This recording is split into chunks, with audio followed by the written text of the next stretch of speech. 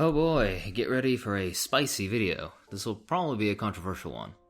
Before I start, no, I am not some blind defender of China. In fact, I'm just the opposite, and I have many grievances that could be discussed at a later point. This video is just meant to provide more nuance to the conversation. With that said, let's start. Logically, as rational people, we should carry out an investigation of all the facts before we arrive at our conclusions, let alone carry out any action. This applies a lot to everyday life, and even more so to politics. When it comes to political actions, a staple is protesting. A protest can either be channeled into a specific goal, or used to make general discontent heard. Now, it shouldn't be controversial to say that not every protest deserves support. A prime example of this is the Hong Kong protests. Now, if you have some affinity for that movement, just wait and listen to what I have to say. First things first, generally, internet support really doesn't amount to much. Changing a profile picture or retweeting a hashtag or a nauseating amount of Reddit posts can neither benefit nor hurt the course or outcome of any protests, for the most part. Usually, Western governments have made up their mind long before everyday people start expressing their own opinions, because in some cases, such as Hong Kong, they had a direct hand in what's going on. You supporting them by word, or not, really doesn't matter. But more to the point, let's talk about what has happened. Lots of people in the West seem to think that this is about freedom, democracy, police brutality, etc., all things that need to be defined, but we'll leave that for later. The entire thing started because of a bill known as the Fugitive Offenders and Mutual Legal Assistance in Criminal Matters Legislation Bill. I know, it's a mouthful. This bill became a thing because in 2018, a pregnant woman was murdered by her boyfriend in Taiwan, who then fled to Hong Kong. Since there was no extradition bill between Hong Kong and Taiwan, he couldn't be extradited. Despite the fact that Hong Kong is part of China, under the one country two system setup, Hong Kong still maintains its own extradition treaties with other nations. The argument from the other side was that this amendment to existing extradition law will impede upon Hong Kong's legal system and rid them of their autonomy, which is hilariously stupid. The law only affects the system in one way. Right now, in order to carry out extradition, there has to be a treaty. Under this bill, however, the chief executive would be given the power to begin the process of extradition on a case-by-case basis in the case of countries seeking extradition where there is no formal treaty. It's a simple law meant to ease judicial matters, and with the appropriate context in mind, it honestly is a legitimate thing to bring about. This is about bringing a murderer to justice for the death of a young woman and her unborn child, not quote-unquote freedom. The people making this out to be about democracy are either CIA shills, ignorant, or, to use the scientific term, full of shit. During the colonial era of Hong Kong, when the British controlled practically everything, there were no elections from 1843 until 1985. Yes, 1985. Britain simply appointed governors at will. Very democratic. Afterwards, only when the handover process to China begun, did very limited elections take place. Only in 1995 did they have a legislative council that was entirely democratically elected. After being rightfully returned to China, Hong Kong became even more democratic as the People's Republic of China added more seats both directly elected and in the so-called functional constituencies that represent subsets of the population in a type of electoral college. Secondly, I think it's interesting just how much traction the Hong Kong protests got, despite the fact that there are way bigger protests going on around the world, with actual real instances of horrific state repression and murder of protesters. The protests in Iraq have over 100 dead in just a few weeks. The protests in Chile in just 2 weeks have 20 dead. The protests in Hong Kong, which have been going on since June, 0 dead. Not a soul. In fact, the amount of restraint the police in Hong Kong have shown is amazing, especially compared to my own country, Iraq, where I can't even leave work without being harassed by cops, or in Chile, where they're cracking skulls by the hour. Now, before the argument is brought up, no, I am not defending police. In fact, I think the institution should be abolished. But remember that the image being shown to both you and I is one of extreme state repression in Hong Kong, where there really isn't any. Regardless, back on point. Why are the Hong Kong protesters getting so much traction, especially on English-speaking mediums, and Western government support compared to the protests in Iraq, or Lebanon, or Chile, etc.? You and I both know that if the United States is supporting something, then there's probably something rotten. If they've ever really cared for democracy, they would have never overthrown Salvador Allende, the democratically elected leader of Chile, and put a fascist dictator in his place. Anyhow, let's take a deeper look.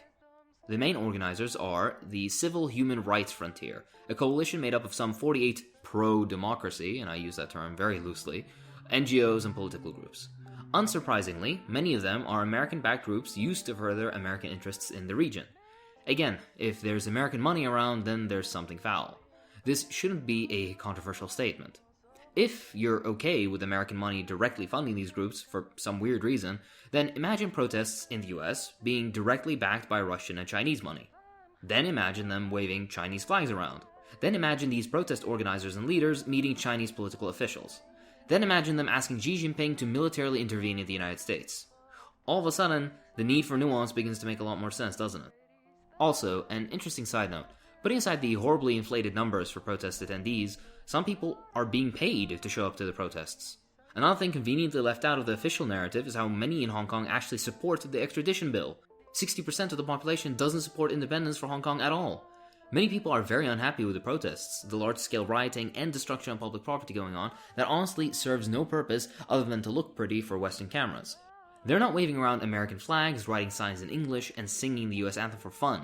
They're doing it because they know it'll get attention from English-speaking Westerners and Western media.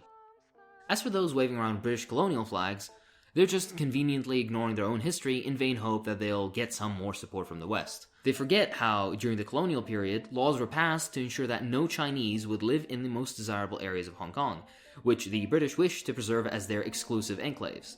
They forget how in a land in which 98% of the population was Chinese, English was the official language. The Chinese language was not permitted to be used in government offices. Laws regulating conduct were written exclusively in English, a language which the vast majority of the population could not understand. They forget the 1967 protests in Hong Kong, where the British massacred dozens of people and imprisoned thousands. Hi. Another untrue thing that's being thrown around is that China is censoring news about Hong Kong, which is such nonsense it's unbelievable. Just take a look at Reddit, where pro-Hong Kong posts get hundreds of thousands of upvotes on practically every subreddit. If there really was censorship, you wouldn't be seeing any of that. I get it, a lot of people are just karma farming because they love meaningless internet points, but I'm sure an equal percentage actually believes that A, China is really censoring Reddit, it isn't, and B, that they're doing something that can impact the protests in any way, they aren't. The worst thing, I think, is the rampant racism that has come out of protesters and people in the West. I hope you're aware of how disgustingly racist some people in Hong Kong are towards mainlanders. Just speaking Mandarin will get you worse service, numerous racist remarks, and, within the current protest climate, beat up or worse. When the basketball player LeBron James made some very fair comments about the issue, some Hong Kong protesters started chanting the N-word in relation to him, calling him monkey, etc., just generally very unpleasant and reactionary things. The worst of it is the sheer amount of xenophobia coming out of many people in the West. Take a look at any comment section under a pro-Hong Kong post and you'll see what I mean.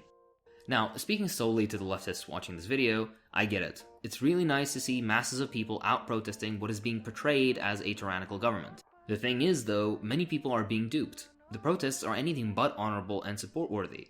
The aesthetics of a revolutionary movement are beautiful, but in this case, they're just that, aesthetics, with no content. There are genuine protests fighting austerity and fascist police going on right now in the world, such as Chile. But that gets no media coverage, no hashtag, no massive waves of support on English websites, no US senator support, nothing. Think about things critically.